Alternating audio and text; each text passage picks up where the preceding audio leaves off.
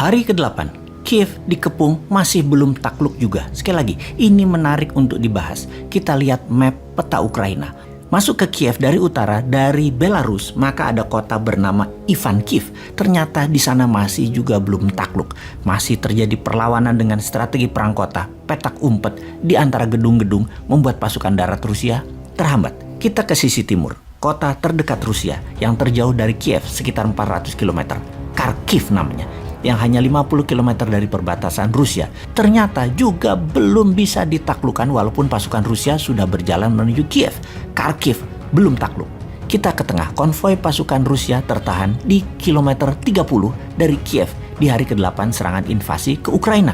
Konvoi dengan panjang 60 km adalah serangan tergila dalam sejarah modern dari darat. Ternyata tertahan di tengah. Strategi Ukraina pakai perang gerilya di perkotaan ditambah semangat penduduk sipil bergerak membantu tentara Ukraina membuat tentara Rusia tertahan. Strateginya pertama-tama adalah didiamkannya pasukan Rusia di depan yang seakan-akan tanpa hambatan. Kemudian diserang, dipotong di tengah, dijebak di tengah. Ini persis strategi capit udang yang di zaman Gajah Mada sering dilakukannya ketika penaklukan.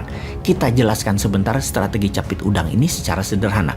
Misalnya, ada demo di depan Istana Negara nanti di zaman Nyumain berkuasa. Cara capit udang akan dipakai lebih banyak karena lebih efektif ketimbang strategi di Radameda atau di Rodomedo. Apalagi tuh di Rodomedo. Kita kembali ke pelajaran sejarah Nusantara sebentar, ke pelajaran zaman SD. Zaman saya SD di kampung dulu tentunya. Kalau sekarang nggak tahu ada apa nggak pelajarannya. Capit udang versus di Rodomedo. Dalam penanganan demo atau perang, di Rodomedo adalah strategi perang zaman Majapahit di zaman Panglima Gajah Mada yang arti harafiahnya adalah diseruduk gajah, dogfight. Pendemo dihadang polisi depan-depanan, itu dogfight. Ini biasanya yang menang, yang rapi, yang lengkap senjatanya, yang posisinya lebih tinggi atau lebih atas. Kalau yang nyerang di bawah posisinya capek mereka perangnya.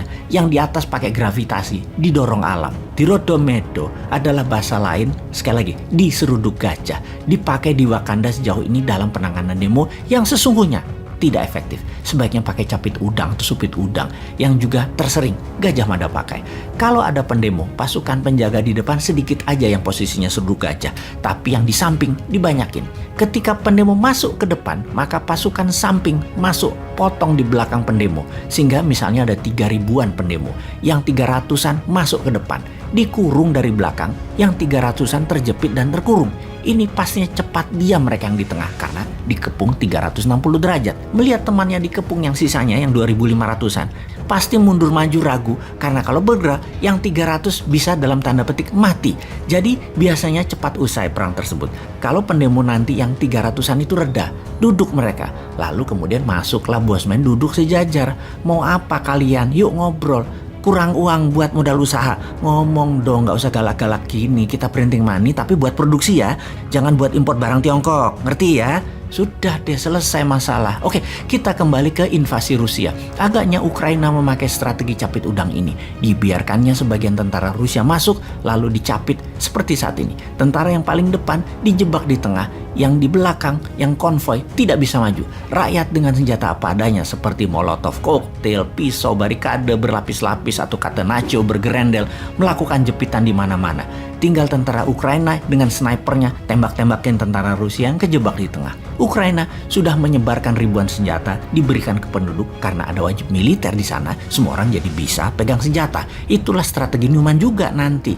Anak SMA wajib militer juga 1 tahun. Jadi terbukti kembali ke strategi capit udang sejauh ini membuat Kiev dan beberapa kota Ukraina bertahan. Sungguh sangat menarik nih perjuangan rakyat Ukraina yang dunia tidak bisa bantu karena pintarnya Rusia dan lemahnya Amerika CS. Yang jelas, Newmind tidak netral atau abstain seperti Wakanda yang takut pada pengaruh Tiongkok. Kita, Newmind, akan mengatakan pro rakyat tertindas, yaitu pro Ukraina, pro life, dan pro humanitarian. Semangat berjuang galan people of Ukraine. Walau peluang kalian kecil di bawah serangan Rusia yang masif, namun hak hidup dan semangat nasionalisme kalian kami dukung dalam doa. Kalianlah pemenang sebenarnya. Наши действия будут зависеть не от хода переговоров, а от безусловного обеспечения безопасности России сегодня и на историческую перспективу. В этой связи мы ясно и четко дали понять, что дальнейшее движение НАТО на восток неприемлемо. Ну чего здесь непонятного? Мы что ли ставим ракеты рядом с границами Соединенных Штатов? Нет.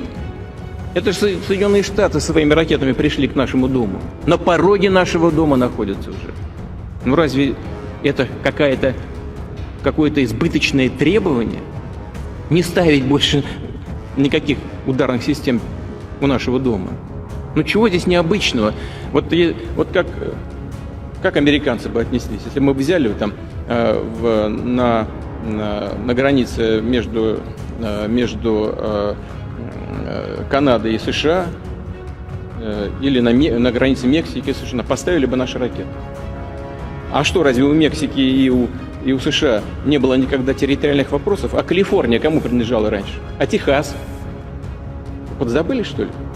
Ну ладно, все затихло. Никто не вспоминает про это, так как вспоминают сегодня про Крым. Замечательно. Но и мы стараемся не вспоминать о том, что как Украина-то складывалась. Кто ее создал-то? Ленин Владимир Ильич, когда создавал Советский Союз. Договор 22 года союзный и 24 год Конституции. Правда, после его смерти, но по его принципам создан. Значит, вопрос в безопасности. Но сейчас, бог с ней, с историей. Вопрос в обеспечении безопасности. Поэтому нам важен не ход переговоров, нам важен результат. Ну разве мы не знаем? Я же много раз уже об этом сказал. И вы наверняка знаете хорошо. Ни одного дюйма на восток, сказали нам в 90-е годы. Ну и чего? Надули. Просто нагло обманули. 5 волн расширения НАТО. И теперь уже, пожалуйста, в Румынии, сейчас в Польше появляются